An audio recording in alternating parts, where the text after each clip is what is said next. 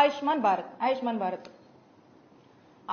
Bharat cards వాళ్ళకున్నటువంటి technicalities కావచ్చు, వాళ్ళు మనకు ఇస్తున్నటువంటి దీని ప్రకారం మనం చూస్తున్నట్టయితే 60 లక్షల మంది కుటుంబాలకు ఆయుష్మాన్ భారత్ కార్డు వర్తిస్తుంది మన రాష్ట్రంలో. ఆరోగ్యశ్రీ మీరు చూసినట్టయితే ఆరోగ్యశ్రీలో 1,42,00,000 కుటుంబాలకు ఈ రోజు ఆరోగ్యశ్రీ మన రాష్ట్రంలో వర్తిస్తుంది. అంటే 90% of the families in the state of Andhra Pradesh కి ఆరోగ్యశ్రీ అనేది వర్తిస్తుంది.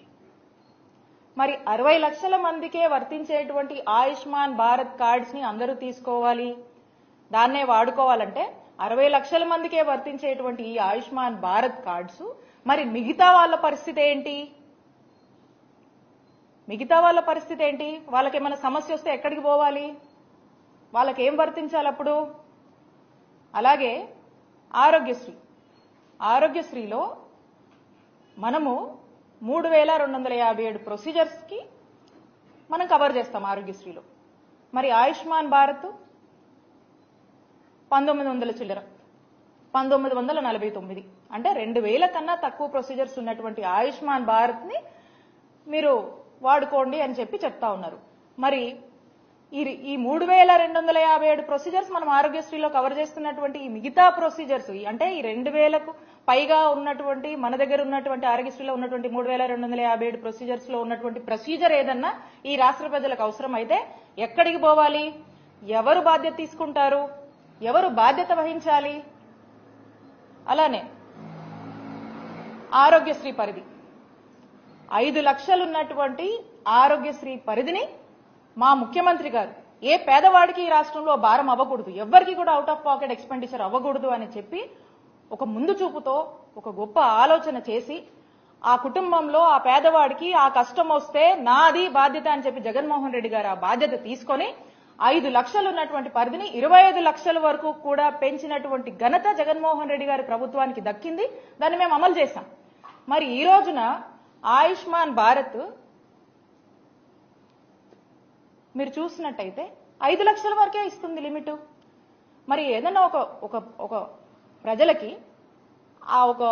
ఆ ప్రొసీజర్ కి లిమిట్ ఎక్సీడ్ అయితే 5 లక్షల కన్నా మించి ఎక్సీడ్ అయితే ఎక్కడికి పోవాలి? ఎవరిని అడగాలి? ఎవరు బాధ్యత తీసుకుంటారు?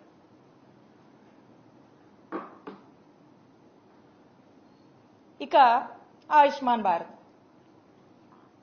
సంవత్సరానికి ఆయుష్మాన్ భారత్ లో ఎంత ఇస్తారు? బడ్జెట్ సుమారు 300 కోట్లు సంవత్సరానికి ఇస్తారు. ఆరోగ్యశ్రీ బడ్జెట్ ఎంత సంవత్సరానికి? ఎంత ఖర్చు చేస్తాం మనము?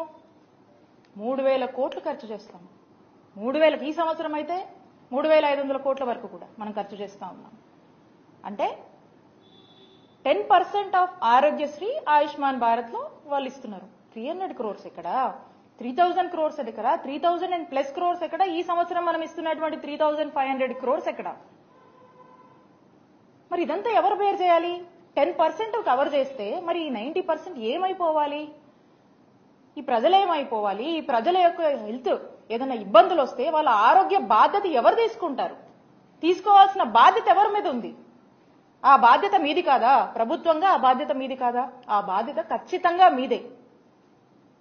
కోవిడ్ లాంటి సిచ్యువేషన్ లో అనేక ఇష్యూస్ ఉన్న, అనేక క్రైసిస్ నడుస్తున్నటువంటి సమయంలో కోవిడ్ ని కూడా ఆరోగ్యశ్రీలో పరిధిలోకి తీసుకొచ్చినటువంటి ఘనత జగన్మోహన్ రెడ్డి గారికి దక్కుతుంది. దేశమంతా కూడా ఈ పాండమిక్ వల్ల అనేక ఇబ్బందులు పడుతున్నప్పుడు కూడా మన రాష్ట్రంలోని ప్రజల్ని కంటికి రెప్పలా కాపాడుకున్నటువంటి నాయకత్వం వహించినటువంటి నాయకుడిగా జగన్మోహన్ రెడ్డి గారికి ఈ రాష్ట్ర ప్రజల్లో ఆ యొక్క గుర్తింపు ఉంది. ఈ రోజున మరి ఈ విధంగా మీరు మాట్లాడుతూ ఉన్నారు. అలాగే ఆరోగ్య ఆసరం ఇది ఎవరికైనా ఆరోగ్యశ్రీలో ఉన్నటువంటి ప్రొసీజర్స్ లో ఒక సర్జరీ అయినాక వాళ్ళు రికవరీ పీరియడ్ అని ఉంటుంది. ఆ రికవరీ పీరియడ్ లో వాళ్ళ ఇంట్లో ఉంటే వాళ్ళ పనులు చేసుకోలేరు కాబట్టి వాళ్ళంతా కూడా వాళ్ళు పని చేసుకుంటేనే వాళ్ళ జీవితం గడిచేటువంటి జీవన విధానం ఉంటుంది. కాబట్టి ఆ లేవలేనటువంటి పరిస్థితుల్లో ప్రభుత్వము ఫైనాన్షియల్ అసిస్టెన్స్ గా ఆరోగ్య ఆసరా అని చెప్పేసి 225 రూపాయల నుంచి per day up to doctor recommendation మేరకు మరి 5,000 వరకు కూడా ఒక నెలకి ఈ అమౌంట్ ని ఫినాన్షియల్ అసిస్టెన్స్ గా వాళ్ళకు వేజ్ లాస్ కాకుండా మనం ఇస్తా ఉన్నాం. ఇది ఆరోగ్యశ్రీ ఉంటేనే వర్తిస్తుంది. దీనికి మనం సంవత్సరానికి 300 కోట్ల చొప్పున ఖర్చు చేస్తా ఉన్నాం. మరి ఇది ఆరోగ్యశ్రీ ఉంటేనే ఇది వర్తిస్తుంది. మరి ఆరోగ్య ఆసరాన్ని ఏం చేద్దాం అనుకుంటున్నారు? ఆరోగ్య ఆసరా మీద మీ స్టాండ్ ఏంటి? ఈ మొత్తం చూస్తా ఉంటే అందుకనే అనిపిస్తా ఉంది. నేనంటుంది కాదు, ఏదో రాజకీయంగానో రాజకీయం కోసం నేను అంటుంది కాదు.